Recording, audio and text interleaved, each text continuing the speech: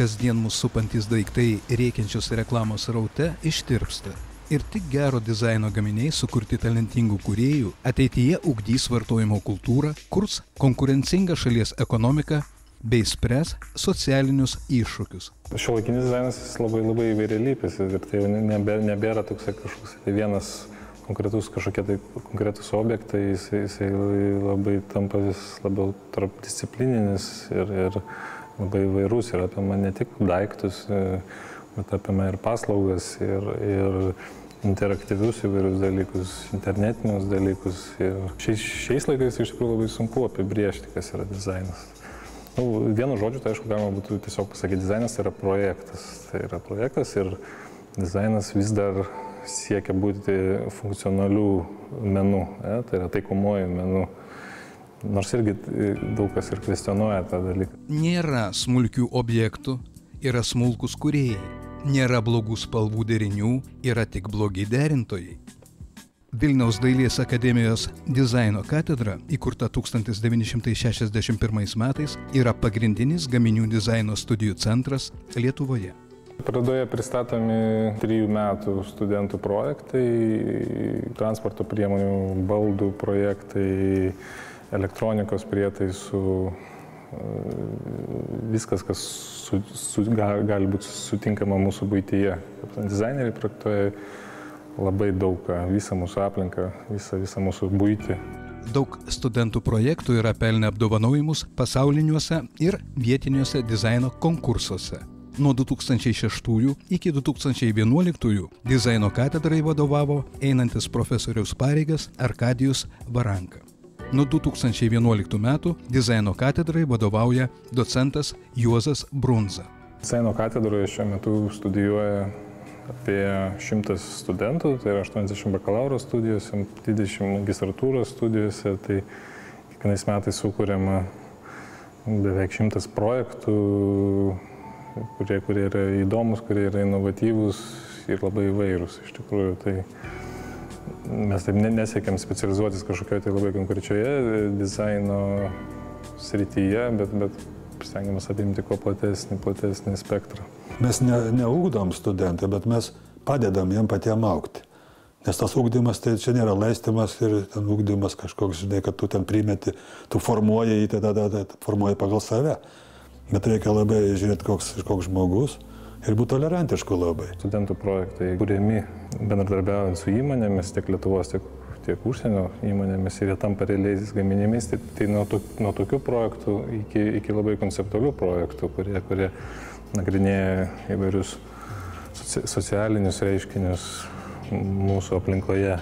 Ir ne tik Lietuvos, bet tarptautinėme kontekste. Mes laimėm konkursus tarptautinius. Bet konkursus yra tik tai preliudija, čia yra tik tai pradžia. O, reiškia, mes laimėtumėm pabaigą tada, kada tie konkursiniai darbai būtų parduotuvė. Labai gaila tų darbų, man, jie tokie mirę darbai yra, reiškia, jie į archyvą ypatingai maketus sunku išsaugoti. Ten skaitmeniniai versijai dabar labai lengva sandėliuoti visą tą dalyką, bet vis tiek kas ten paskiau žiūri. Reiškia, jie dingsta. Ten net yra tokia dabar idėja, kilusi mums tokį padaryti dizaino muziejų. Pavyzdžiui, nebūtinai tokį istorinį, bet aplamai tokį banką, kaip sakant, tų darbų. Kažkokias patalpas gauti, gal vyriausybė kažką tai duotų. Kad jie nenusimestų, nes paskiau kažkada tai ras ten menotyrininkai, padarys disertaciją tų darbų pagrindų. Mes dabar turim puikias dirbtuvės akademijai, bet jos yra medžio apdirbimo dirbtuvės. Tai man tokia buvo svajonė, bet tai neįvyko, gal ir nespėjau aš jos įvykdyti. Nes dar, kada buvau prie vairo, gal ir būčiau įvykdęs. Reiškia, kad reikėtų turėti studentams ir jauniems dizaineriams aikštelę, kur būtų serijos padaromos jau tokios, kurios parduodamos.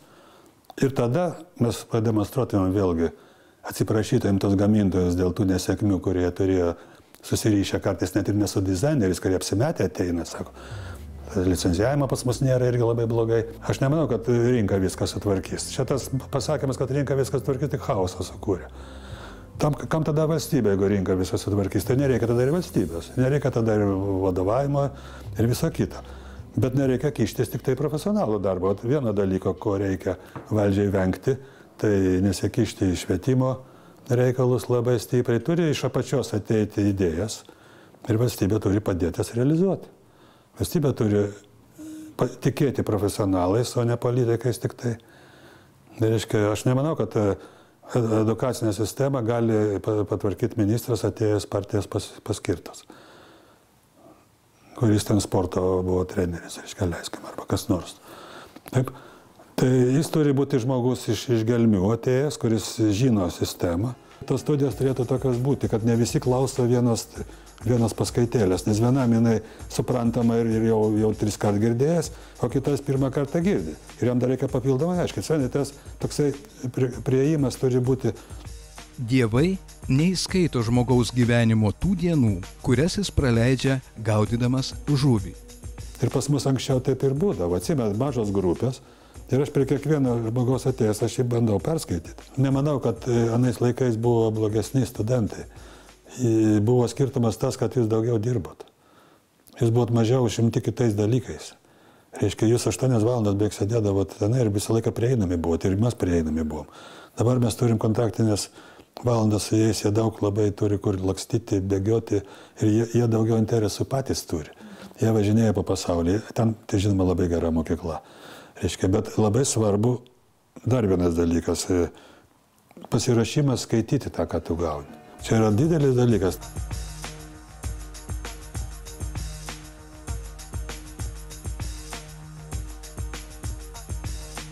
Čia jau prasideda nuo pačios. Reiškia, turi būti labai gera mokykla iš apačios, kadangi toj gausioje informacijai labai lengva vertybėse susipainioti. Ir čia mes visko pradedam žavėtis, ir to, ir ano, ir tas naujai, tas. Tai gerai, bet kai stuburą turi, tai tada pas tas, kaip pas banginį, žinai, tas moliuskus palieka, ten vanduo visas praeina. Bet kada tu esi visiškai dar nesusiformavęs, tai ta informacija labai, aš nesakau, kad ją reikia normuoti, kad ten draust kažką, tai, bet labai reikia padėti ją perskaityti. Viena svarbiausių kultūrinės bendruomenės misijų yra visuomenės ugdymas ir švietimas. Toks procesas nevyksta savaime, be niekieno įsikišimo ar dalyvavimo. Vienas iš pirmųjų profesionalaus dizaino pradininkų Lietuvoje buvo profesorius Feliksas Daukantas.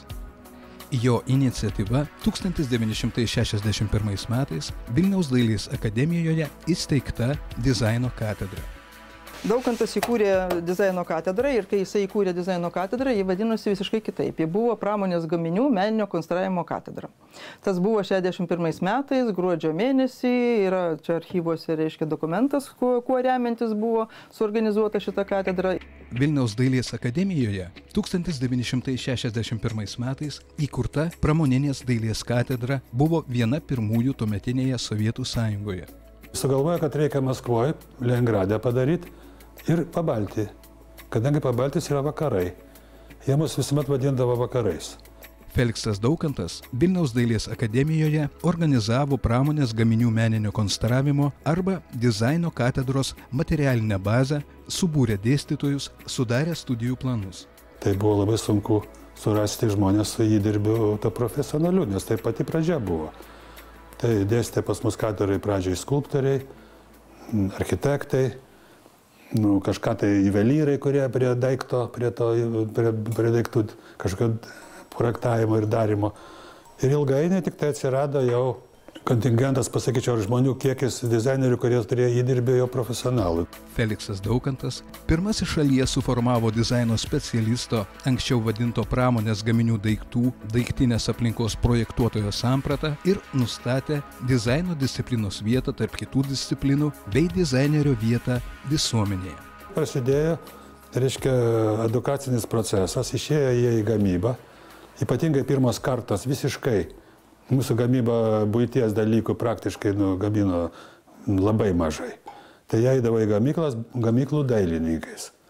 Ir ten daugumoje interjerą bandydavo tvarkyti direktoriaus ar dar kokį patalpų.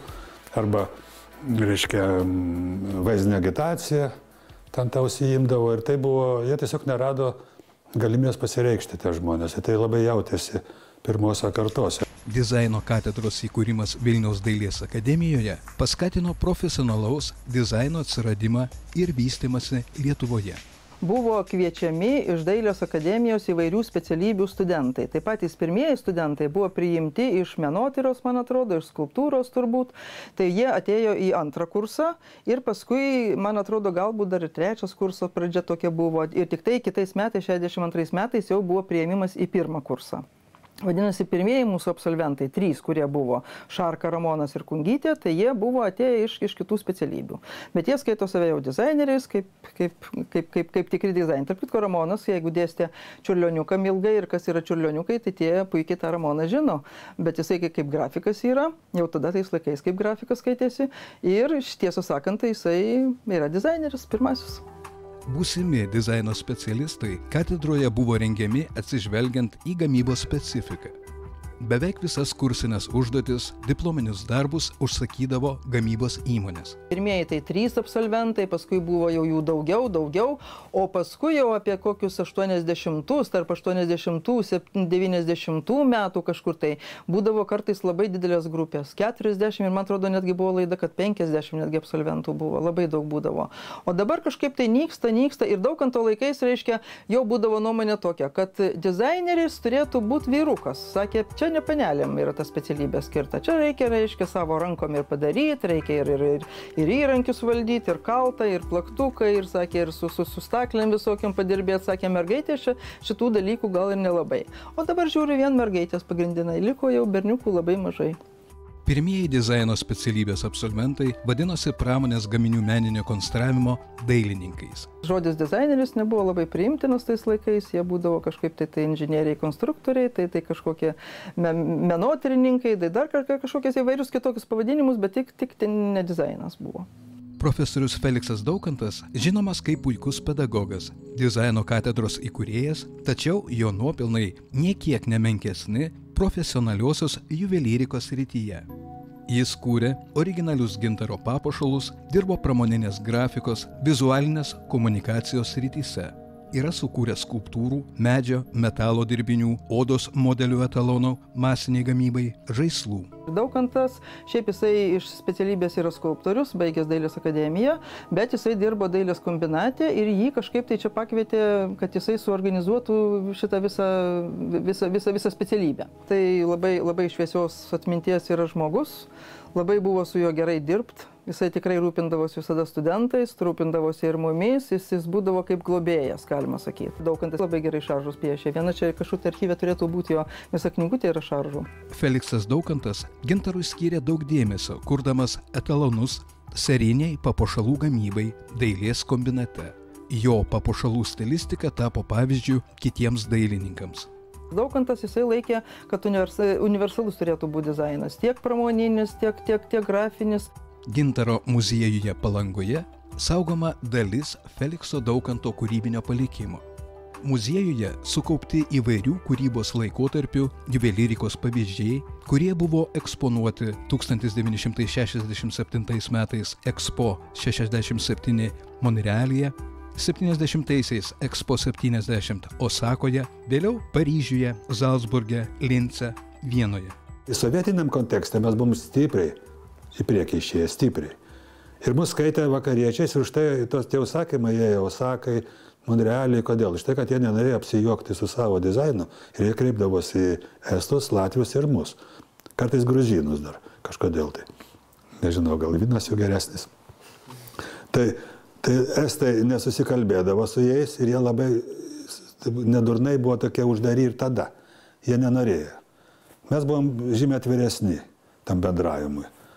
Ir mes darėm tas darbus, kadangi mes darėm vakarietiškam lygiai. Ir kai buvo Londono paroda 68 metais, aš tą skyrių visą dariau. Tai man buvo pagrindinis dalykas parodyti Europai, aš tai labai patriotiškai galvojau, kad mes esam ne sovietai, o mes esam europinės stilius. Ir tikrai tas viskas mums pavyko.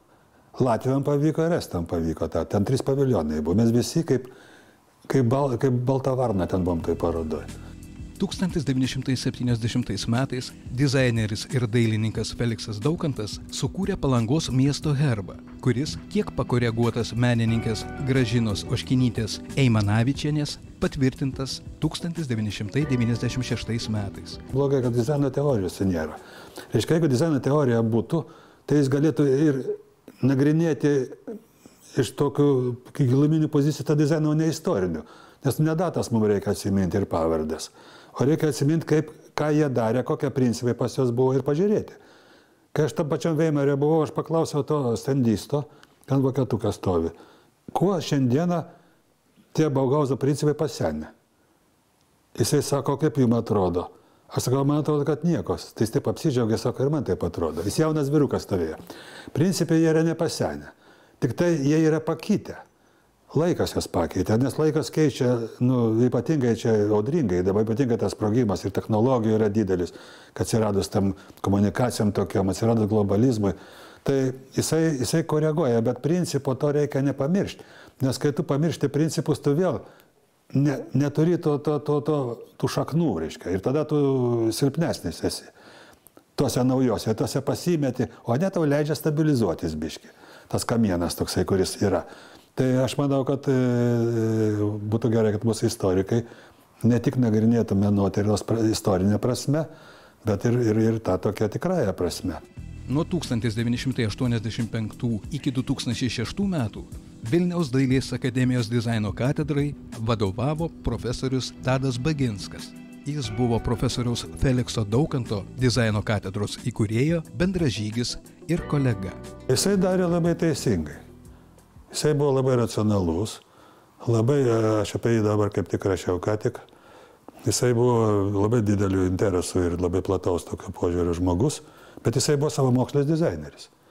Bet jisai buvo genialus savamokslis, jisai tapo tikrų profesorium, tikrai tikrinių, kaip aš sakau, yra kaip baravykai, tikriniai, netikriniai, reiškia, ne popierinių, reiškia, gana popieriaus.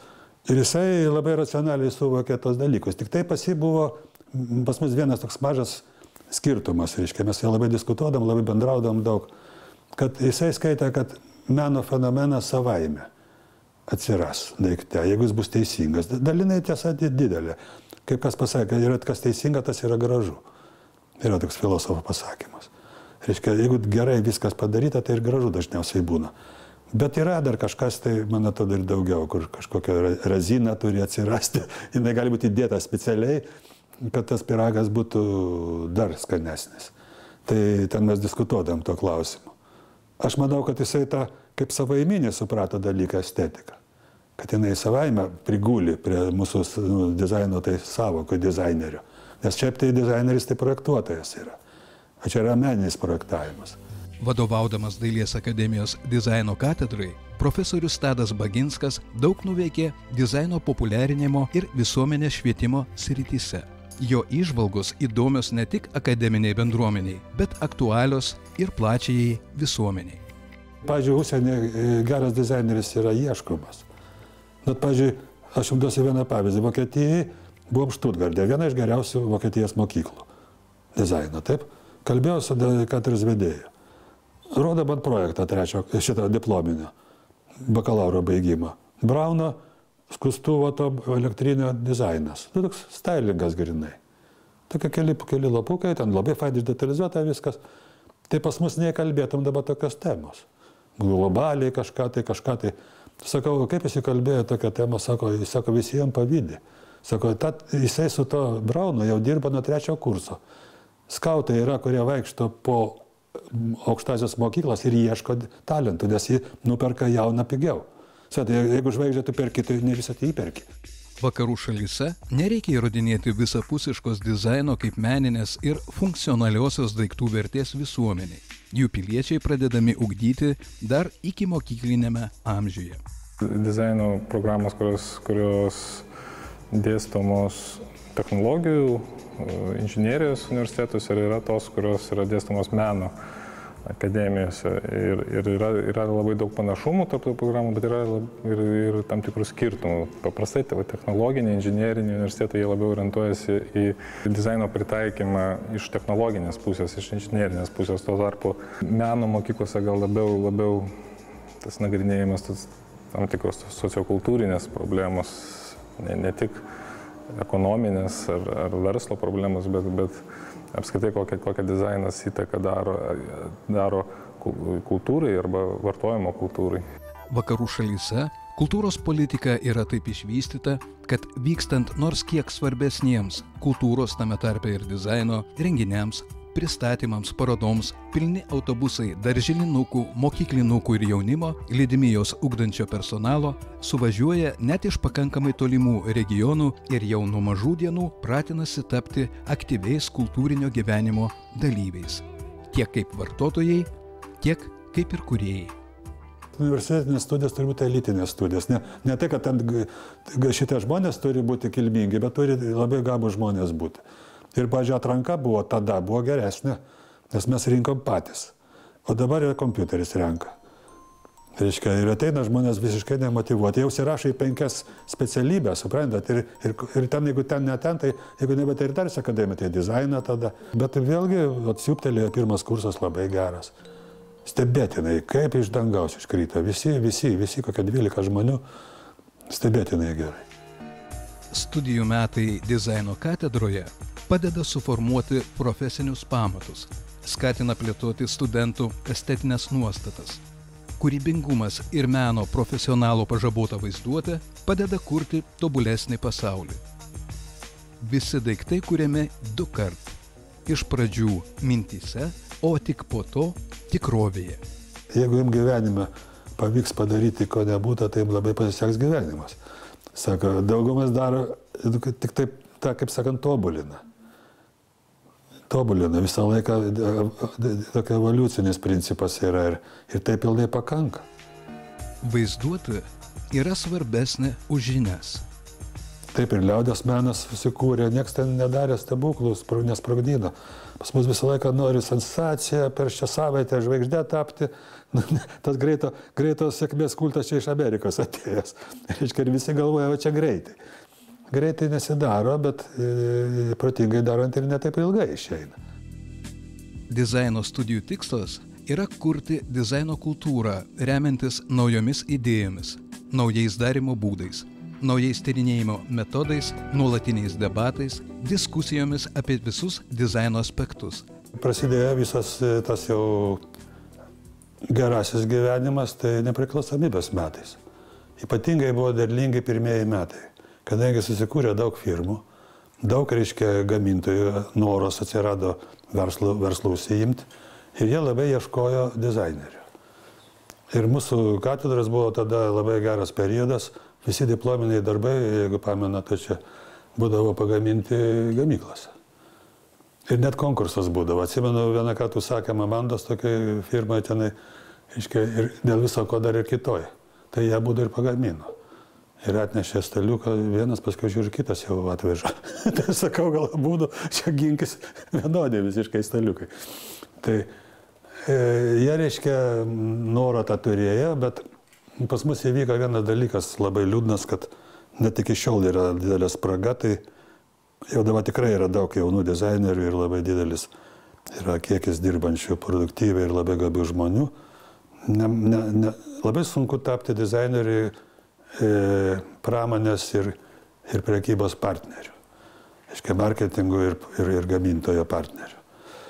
Tai yra ta grandis, kuri dar nesurišta ir ją reikėtų būtinai surišti. Dabartinis Lietuvos jaunimas, kuris dirba dizaino srityje, jis iš tikrųjų labai perspektyvus, jis labai energingas ir labai motyvuotas ir labai įdomus. Ir jie žiūri labai plačiai ir labai įdomiai iš tikrųjų į pasaulį ir kitaip negu mūsų karta, negu ankstesnės kartos. Ir iš tikrųjų aš tai labai optimistiškai žiūriu į lietuviško dizaino ateitį. Geriausias būdas nuspėti ateitį - ją sukurti.